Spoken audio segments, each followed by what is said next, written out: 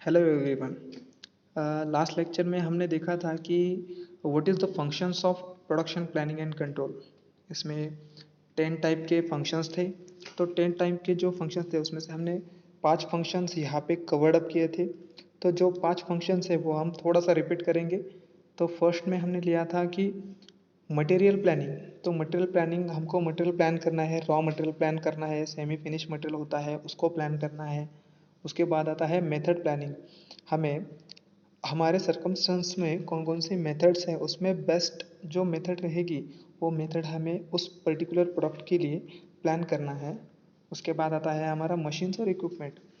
हमें उस प्रोडक्ट के लिए कौन कौन सी मशीन्स रिक्वायर्ड है इसका हमें मशीन्स एंड इक्विपमेंट में प्लान करना है। कौन से जिग्स चाहिए, कौन से पिक्चर्स चाहिए, ये सब चीज़ें हमें मशीन्स एंड इक्विपमेंट में करना है। उसके बाद आता है प्रोसेस प्लान। उसमें प्रोसेस प्लान को हम रूटीन भी बोलते हैं। जो हमारा प्रोडक्ट है, जो हमारा रॉ मटेरियल से converting into the finish good में जाएगा, तो उसकी रूटीन कैसे रहेगी, इसके लिए हमें प्रोसेस प्लानिंग की ज़रूरत पड़ती है। तो हम प्रोसेस प्लानिंग भी कर चुके हैं। एस्टिमेटिंग, तो एस्टिमेटिंग भी हमारा कंप्लीट हो चुका है। उस एस्टिमेटिंग में आता है कि हमारा प्रोडक्ट का sequence of operations of flow कैसे रहेगा, मीन्स प्रोडक्शन का सीक्वेंस ऑफ फ्लो कैसे रहेगा, तो ये हम एस्टिमेटिंग में डिसाइड करेंगे। उसके बाद आता है हमारा, अभी आज स्टार्ट करेंगे शेड्यूलिंग एंड लोडिंग। तो शेड्यूलिंग मीन्स क्या होता है कि जैसे हम कोई टाइम टेबल सिलेक्ट करते हैं, कोई टाइम टेबल बनाते हैं, तो उसी टाइप में प्रोडक्ट का शेड्यूलिंग रहता है। तो scheduling involve the fixing priority for each job and determining the starting time and finishing time for each operations. तो शेड्यूलिंग में आता है कि हमें जॉब स्टार्टिंग टाइम कितना रहेगा और फिनिशिंग टाइम कितना रहेगा, मीन्स हमें उस पर्टिकुलर जॉब को कंप्लीट होने में कितना टाइम लगेगा, ये हम शेड्यूलिंग में डिसाइड करते हैं।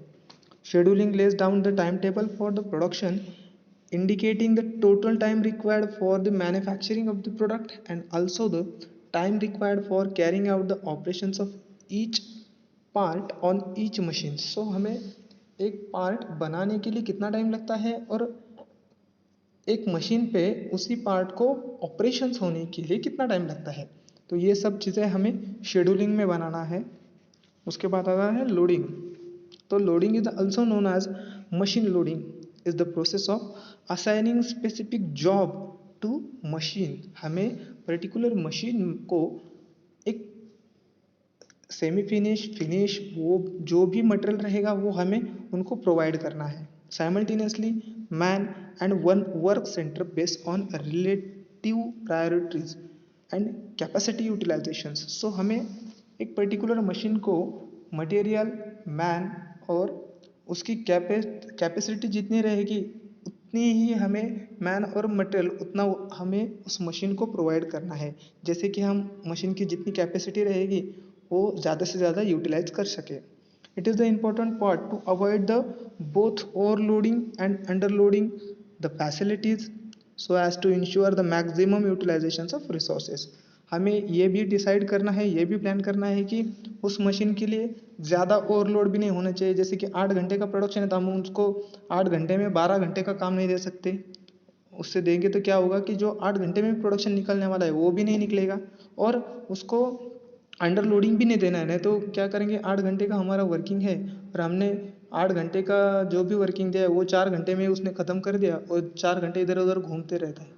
तो ये भी चीज़ इसमें नहीं होनी चाहिए। इसलिए हमें प्रॉपर लोडिंग ऑफ प्लानिंग करना है कि एक पर्टिकुलर मशीन में हमें उसको कितना रॉ मटेरियल देना है, जैसे कि उतना वो प्रोडक्शन निकाल सकता है, और उसके लिए क्या क्या रिक्वायरमेंट्स रहने वाली है वो सब चीज़ें हमें प्लान करके उस मशीन को देना है। ओके। उसके बाद आता है dispatching. Dispatching is the this is the execution phase of planning. Dispatching क्या होता है कि हमने जो भी प्लान बनाया है उस प्लान को एग्जीक्यूट करना है। It is the process of setting production activity in motion through releasing of orders and instructions.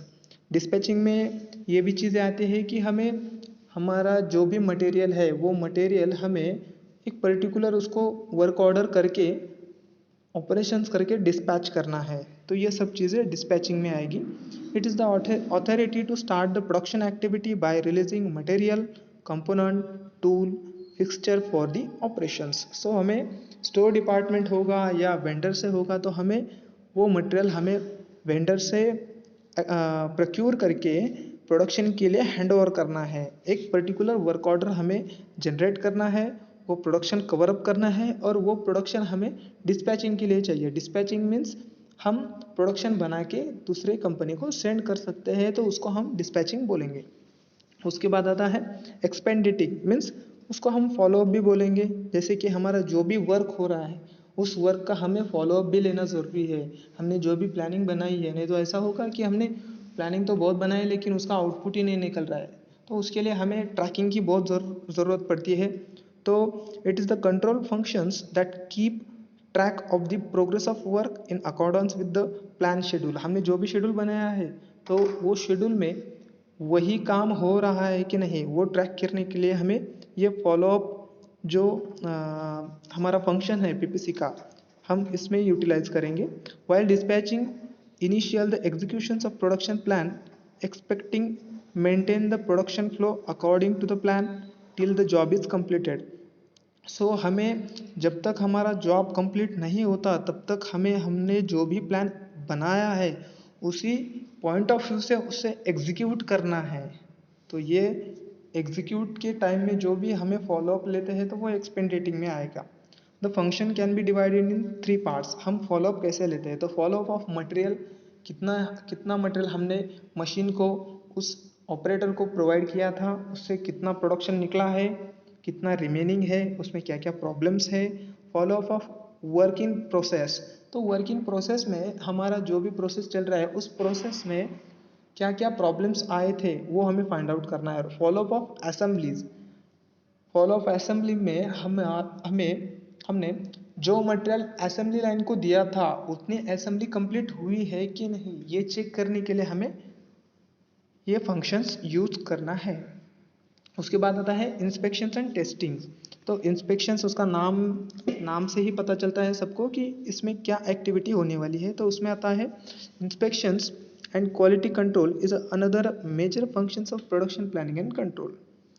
This ensure that the quality of the product meet the specifications as ordered or decided in the product development and design stage। तो हमें inspections में जो भी हमारा product अभी manufacture हुआ है उस प्रोडक्ट को हमें इंस्पेक्ट करना है, उसको चेकिंग करना है, उसको हम क्वालिटी कंट्रोल भी बोल सकते हैं। जैसे कि हमने जो भी प्रोडक्ट डेवलप किया था, जो भी प्रोडक्ट डिज़ाइन की स्टेज थी या कस्टमर की जो भी रिक्वायरमेंट थी, उस रिक्वायरमेंट में हमने वो प्रोडक्ट बनाया है या नहीं, ये चेक करने के लिए हम ये पीपीसी फंक्शन का इंस्पेक्शन एंड टेस्टिंग टूल्स या प्लानिंग जो रहेगी वो हम यहाँ पे यूटिलाइज करके उस प्रोडक्ट को हम इंस्पेक्ट करेंगे। उसके बाद आता है evaluations. This is the also one of the most important method in a PPC functions. Evaluations और टेस्ट इंस्पेक्शंस, इसमें बहुत सारा डिफरेंस होता है। इंस्पेक्शंस मीन्स हम उसकी क्वालिटी चेक करते हैं और इवैल्यूएशन एक अनदर पार्ट है। Through analysis of all the factors influencing in the PPC help to identify the weak spot and the corrective action with respect to pre-planning and planning will be affected by the feedback।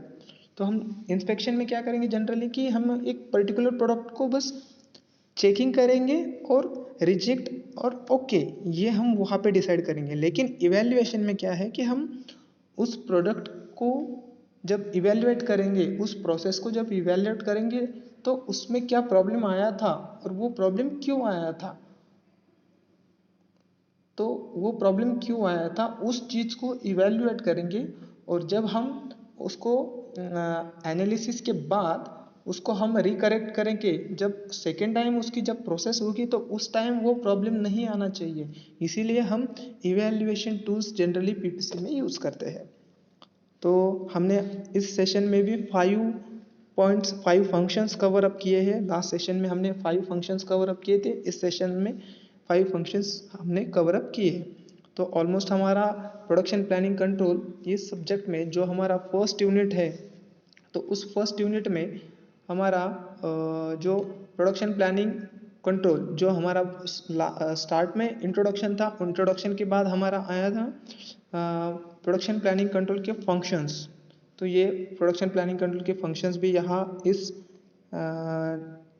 इस session तक हमारे cover up हो चुके हैं। हम अगले sessions में या अगले क्लास में लेंगे production planning control in a different production systems.